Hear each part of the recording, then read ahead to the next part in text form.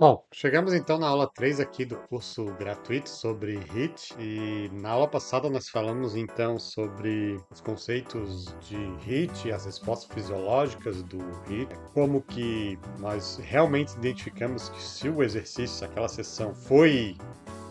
sessão pode ser considerado um HIIT. E aqui nós vamos falar sobre domínios fisiológicos, que é um dos conceitos mais importantes para entender o que é HIIT. Então, sempre referenciando aqui os autores, né, essa revisão de literatura, ela traz aqui o conceito de primeiro e segundo limiar de lactato, ou primeiro e segundo limiar de transição fisiológica. Então é um assunto mais complexo, mas ele é de suma importância para eu prescrever HIIT. Por mais que você não esteja familiarizado com conceitos de fisiologia do exercício, lá limiares de lactato, você já deve ter visto aí em algum momento na faculdade de educação física ou em algum curso de fisiologia do exercício ou treinamento esportivo. Esse conceito é primordial porque ele é com base nesses limiares é que nós identificamos os domínios fisiológicos. Domínios fisiológicos, então, são áreas, são zonas de intensidade de exercícios que provocam diferentes respostas fisiológicas e diferentes distúrbios à homeostase do organismo. Se a gente vê aqui o domínio moderado, ele é abaixo do primeiro limiar de lactato, abaixo ali de 40 a 60% de VO2 máximo. Cada um tem a sua transição específica em um determinado momento do ano, da sua vida, depende muito do nível de treinamento de cada um. Isso aqui não é fixo. Alguém pode ter o primeiro limiar de lactato a 40% do VO2 máximo, outro pode ter a 65% do VO2 máximo, então é bem variável isso aqui. Cada um então precisa de um teste progressivo em esteira com análise de gases para identificar os seus limiares de transição fisiológica. Então, é um teste mais complexo, precisa do ambiente laboratorial, precisa de alguém avaliando, analisando esses dados depois, plotando os dados numa planilha e identificando essa curva individual de cada sujeito. Não é aqui o intuito nós falarmos sobre isso. O intuito é a gente entender que se eu estou me exercitando num domínio moderado, eu vou ter uma determinada resposta fisiológica e um determinado nível de quebra de homeostase no organismo. Então, eu vou ter aqui uma escala de percepção subjetiva de esforço de 6 a 9, uma frequência cardíaca de reserva entre 60% e 70%. Então, eu vou ter aqui também uma frequência cardíaca de reserva entre 45% e 55%, ou 45% e 55% do VO2 máximo,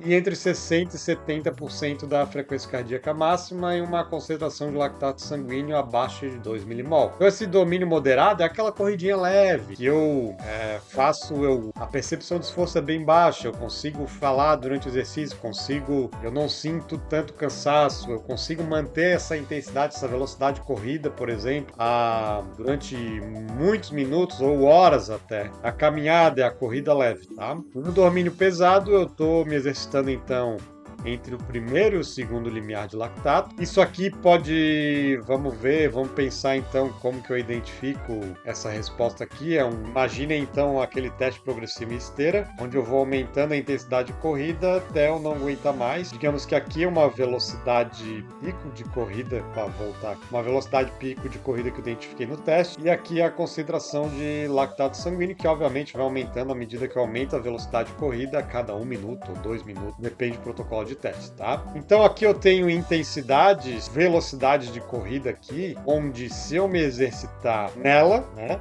Vamos colocar aqui uma intensidade entre 10 e 15 km por hora. Se eu me exercitar aqui, então, a 12,5 km por hora, uma carga constante, né, que é o que a gente vai ver no próximo slide, eu estaria no domínio considerado pesado, que tem um determinado padrão de resposta fisiológica, né? Então, esse domínio pesado, ele é entre o primeiro e o segundo limiar de lactato, tá? E o que são limiares de lactato, para relembrar um pouco? São pontos a partir do qual a resposta do lactato, ela perde o equilíbrio em relação à carga, né? A gente passa a não conseguir, perde o equilíbrio entre a produção e a remoção também, tá? Então aqui no domínio pesado, eu tenho um certo equilíbrio entre produção e remoção de lactato, tá? Só que não é tão equilibrado quanto no domínio moderado, né? A gente tem um equilíbrio quase completo, né? Não vai acumular lactato. Aqui eu já tenho um acúmulo, mas esse acúmulo fica sob controle, né? Então ele passa a não causar, não representar respostas fisiológicas que causem fadiga ali, né? São do pH sanguíneo, não representa então um recrutamento exacerbado de fibras tipo 2 ao ponto de depletar glicogênio muscular, aumentar muito a acidose metabólica muscular e eu não conseguir manter o exercício, que é o que acontece aqui no domínio severo. Então no domínio pesado é aquela corrida um pouco mais intensa que eu também consigo manter por vários minutos e ela não é tão leve quanto no moderado, ela ainda está ali numa escala de 10 a 12, de 13 a 14, fica em 70% e 80% do VO2 máximo, entre 80% e 90% da frequência cardíaca máxima, então fica abaixo de 90% da frequência cardíaca máxima. Eu já tenho ali uma concentração de lactato entre 2 a 4 milimol. Depende da intensidade, a velocidade de corrida que eu prescrevi aqui. Tá? Então, a gente vê que esse domínio pesado ainda não é aquela intensidade impossível de manter por vários minutos, né? Vamos colocar assim, acima de meia hora aqui eu consigo manter, 40 minutos, às vezes uma hora, depende da intensidade, né, que eu estou colocando. E aqui a gente tem outro ponto de quebra, que é o segundo limiar de lactato, aí sim, né, onde no teste tem um aumento abrupto aqui da concentração de lactato sanguínea. Esse aumento abrupto representa o recrutamento cada vez maior de fibras tipo 2, que são glicolíticas, depleto muito glicogênio muscular, aí com isso ativo muito a glicólise anaeróbia, né, porque ela é uma fonte rápida de energia, só o aeróbio aqui não dá conta. Então durante o teste o lactato pode atingir concentrações bem altas, atinge concentrações aí 5, né, e a mesma coisa o VO2, né, ele atinge o seu máximo, e é aqui que eu identifico daí o VO2 máximo, teste progressivo em ergômetro, em hemoergômetro, e aqui que é o nosso interesse aqui nesse curso, né, de HIIT. Se eu tô falando de HIIT, eu tô falando de domínio severo, é acima do segundo limiar de lactato. São intensidades onde eu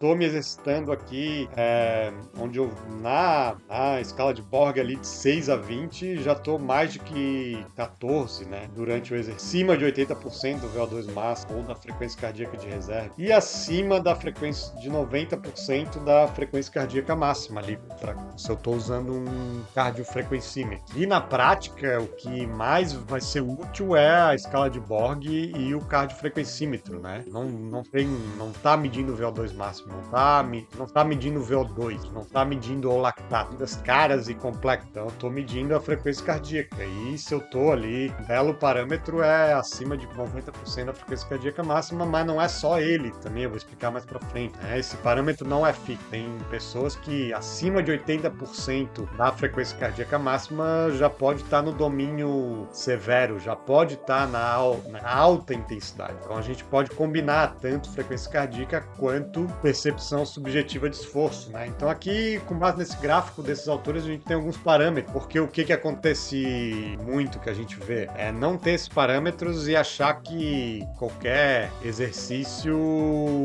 por ter uma alta percepção de esforço, ele pode ser considerado HIIT. Tem que ter aí alguns parâmetros e o principal é nesse gráfico aqui, né, no próximo que eu vou mostrar. Tá? Então aqui, recapitulando um pouco, é onde eu identifico os domínios fisiológicos. Eu tenho que entender o que acontece de resposta fisiológica em cada zona dessas aqui, né? Então, na zona 1, zona 2, zona 3. Outros autores trazem outras zonas, né? Até 5 zonas dessa aí, né? Então, essas aqui não são baseadas só em frequências cardíacas, são baseadas em limiares de transição fisiológica, que pode ser o limiar de lactato 1 ou o limiar de ventilatório 1. Aqui, o limiar ventilatório 2, ou ponto de compensação respiratória. Limiar de lactato 2, máxima fase estável de lactato, ou potência crítica e velocidade crítica, que é um conceito mais complexo também. Que é muito importante identificar aí parâmetros de intensidade, né, de carga interna aqui, ó, percepção de esforço e frequência cardíaca, onde provavelmente não é certo, né, não é 100% certo, mas é muito provável que eu esteja me exercitando no domínio severo. Sabendo isso, então, para eu prescrever HIIT, durante os esforços são intervalados, né, vamos dizer que eu prescrevi 4 séries de 4 minutos. Nesses 4 minutos, o praticante vai ter que atingir a escala 14 de Borg ali e vai ter que chegar próximo ali, no mínimo, acima de 85% da frequência cardíaca máxima. Depende do parâmetro que está usando, se é predito pela idade ou outra. E aqui cada domínio fisiológico desse. Aqui agora eu peguei. Foi um estudo que os autores identificaram os domínios fisiológicos e colocaram os praticantes voluntários, né, para se exercitar em cada domínio fisiológico. Então isso aqui é um teste progressivo, vai aumentando a velocidade até identificar o VO2 máximo. Para eu identificar, então, o domínio fisiológico. Depois eu coloco o praticante no domínio moderado, no domínio pesado e no domínio severo em carga constante. Vamos dizer que ele está correndo aqui numa velocidade fixa nesse domínio e numa velocidade fixa nessa zona. No caso desse estudo aqui, foi na bicicleta. Eu boto então uma carga fixa no domínio moderado. Repare então que o VO2 ele aumenta, né? Ele aumenta rapidamente até atingir o platô. O praticante vai até 540 segundos aqui, né? E não aumenta, ele não chega nem perto de atingir o VO2 máximo dele, porque ele não precisa, né? A intensidade é muito baixa. No domínio pesado aqui, ele aumenta também o VO2 até um determinado e atinge o platô, atinge uma estabilidade na resposta fisiológica do VO2. No gráfico de frequência cardíaca é muito semelhante também, só que esse VO2 que ele atinge e estabiliza não é o VO2 máximo, tá?